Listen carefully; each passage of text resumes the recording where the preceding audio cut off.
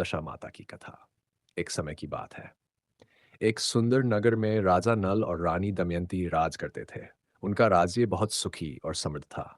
महल में सोना चांदी, हीरे जवाहरात की कोई कमी नहीं थी और प्रजा भी बहुत खुश थी।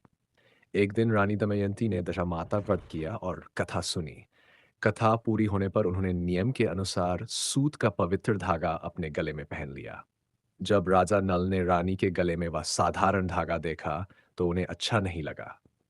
राजा बोले, रानी, तुम्हारे गले में तो हीरे जवाहरात अच्छे लगते हैं, यह साधारण सूत का धागा क्यों पहना है? रानी ने नम्रता से कहा, महाराज, यह साधारण धागा नहीं है। यह दशा माता का आशीर्वाद है। इसे पहनने से घर में सुख समृद्धि बनी रहती है। लेकिन राजा को यह बात पसंद नहीं आई। क्रोध में आकर उन्होंने वह धागा तोड़ दिया और मशाल की आग में फेंक दिया। रानी का हृदय बहुत दुखी हुआ। उन्होंने मन ही मन दशा माता से क्षमा मांगी और उस जले हुए धागे की राख को दूध में मिलाकर पी लिया। कुछ ही दिनों में राज्य की दशा बदलने लगी। बारिश बंद हो गई, खेत सूख गए, अनाज खत्म होने लगा और पूरे नगर में भयंकर अकाल पड़ गया। धीरे धीरे राजा की सारी संपत्ति खत्म हो गई। अंत में ऐसी स्थिति आ गई कि राजा रानी को अपना नगर छोड़कर जाना पड़ा। नगर से बाहर उन्हें एक कुम्हार का घर मिला। कुम्हार चाक पर सुंदर सुंदर बर्तन बना रहा था। जैसे ही राजा रानी वहां पहुंचे, अचानक कुम्हार के सारे बर्तन टूटकर टुकड़े टुकड़े हो गए। कुम्हार गुस्से में बोला, तुम दोनों मनहूस हो, तुम्हारी वजह से मेरे सारे बर्तन टूट गए।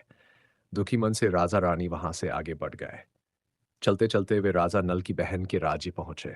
राजा ने संदेश भेजा कि भाई भाभी आए हैं, लेकिन बहन खुद मिलने नहीं आई। उसने केवल 2 रोटियां और एक प्याज भेज दिया। राजा रानी बहुत दुखी हुए और आगे बढ़ गए। थोड़ी दूर पर एक सुंदर बाग दिखाई दिया। सोचा थोड़ा आराम कर ले, लेकिन जैसे ही वे बाग में बैठे, पूरा बाग सूख गया। माली गुस्से में चिल्लाने लगा, तुम दोनों अशुभ हो, तुम्हारी वजह से मेरा बाग सूख गया। राजा रानी चुपचाप वहां से भी चले गए। आगे एक नगर में उन्हें एक सेठ का घर मिला। राजा रानी ने वहीं काम करना शुरू कर दिया। एक दिन सेठानी नहाने गई और हीरे का कीमती हार दीवार पर टांग दिया। इतने में एक दिवाली चिड़िया आई और वह हार निकल गई। जब सेठानी वापस आई तो हार गायब था। शक राजा रानी पर आया और उन्हें चोरी का दोष देकर दंड दिया गया। दुखी होकर रानी ने फिर से दशा माता का व्रत किया और माता से प्रार्थना की। धीरे धीरे उनकी बुरी दशा समाप्त होने लगी। आ, कुछ समय बाद राजा रानी अपने नगर लौटने लगे। रास्ते में उन्हें वही सेठ और सेठानी मिले। उसी समय दिवाली चिड़िया आई और उसने वह हीरे का हार बार घर गिरा दिया। अब सबको सच्चाई पता चल गई कि राजा रानी निर्दोष थे। धीरे धीरे रास्ते में कुम्हार, माली और राजा की बहन भी मिले। सबने हाथ जोड़कर कहा, राजा रानी, हमें क्षमा कर दीजिए, गलती आपकी नहीं थी, आपकी दशा खराब चल रही थी। राजा रानी अपने नगर वापस पहुंचे और उनका राज्य फिर से सुखी और समृद्ध हो गया।